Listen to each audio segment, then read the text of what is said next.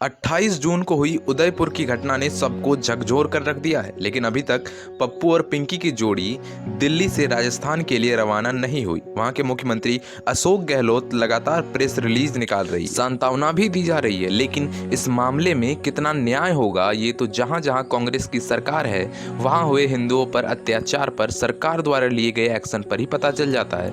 उदाहरण अब आप महाराष्ट्र का ही ले लीजिए। कांग्रेस गठबंधन की सरकार थी, पालघर में साधुओं की निर्मम हत्या कर दी गई, लेकिन उफ तक की आवाज 10 जनपद से नहीं आई। सवाल पूछने पर पत्रकार पर 100 से भी ज्यादा एफआईआर और फिर कांग्रेस के गुंडों द्वारा पत्रकार पर अटैक। इसके बाद दूसरे बंद मामले को खोलकर आखिरकार उसे जेल भी भेज दिया गया, लेकिन पालघर के जो दोषी थे उनको सजा नहीं दी गई और एक एक करके जितने भी गिरफ्तार हुए सब छूटते चले गए। अब राजस्थान में भी वही गिरफ्तारी तो हुई, लेकिन सजा क्या मिलती है ये देखना है। अब अगर यही योगी के यूपी में हुआ होता तो क्या होता? पहले तो पूरा फिद्दी मीडिया लोटपोट पत्रकारिता करता, पप्पू पिंकी की जोड़ी की सवारी निकलती, फिर उसके बाद इंटरनेशनल मीडिया में तरह तरह के हेडलाइंस दिखती और फिर विदेशी फंड पर जीने वाले पत्रकार उनमें मिर्च मसाला लगाकर खबरें पेश करते, जिसका सच्चाई से दूर दूर तक कोई लेना देना नहीं होता। लेकिन यहाँ ध्यान देने वाली बात यह है कि मामले में हिंदू आरोपी होना चाहिए था। एक बार मैं फिर से कह रहा हूँ कि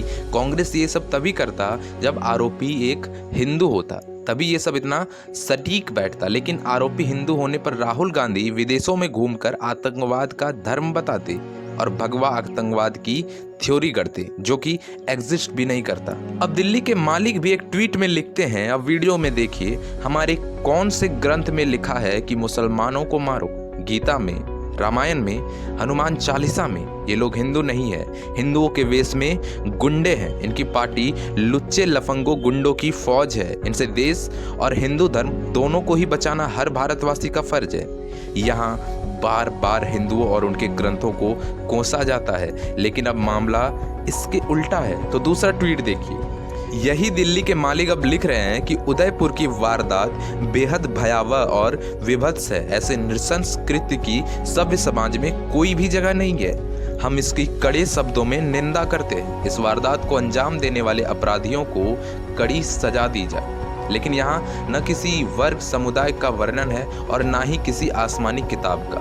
और राहुल गांधी भी अब किसी धर्म का नाम लेने से कतरा रहे हैं। पहले वो भी लिख रहे थे कि हिंदुओं के नाम पर नफरत व हिंसा करने वाले हिंदू नहीं ढोंगी हैं। सरकार कब तक अंधी बहरी होने का नाटक करती रहेंगी? अब राहुल गांधी जी, अगर आप हिंदुओं के लिए एक बार भी ऐसा लिख देते ना तो शायद एक बार प्रधानमंत्री बन भी जाते, लेकिन नहीं, आपको तो भगवा आतंकवाद की थ्योरी गढ़नी है ना। हिंदुओं पर हुए अत्याचार पर आप लिखते हैं कि उदयपुर में हुई जघन्य हत्या से बेहद स्तब्ध हूं। धर्म के नाम पर बर्बरता बर्दाश्त नहीं की जा सकती। इस हैवानियत से आतंक फैलाने वालों को तुरंत सजा मिले। हम सभी को साथ मिलकर नफरत को हराना है। मेरी सभी से अपील है कि कृपया शांति और भाईचारा बनाए रखें। यहाँ एक बार भी नहीं लिखा गया कि राजस्थान में हमारे हिंदू भाई को मार दिया गया और इस्लाम के नाम पर सर तन से अलग करना बंद करो।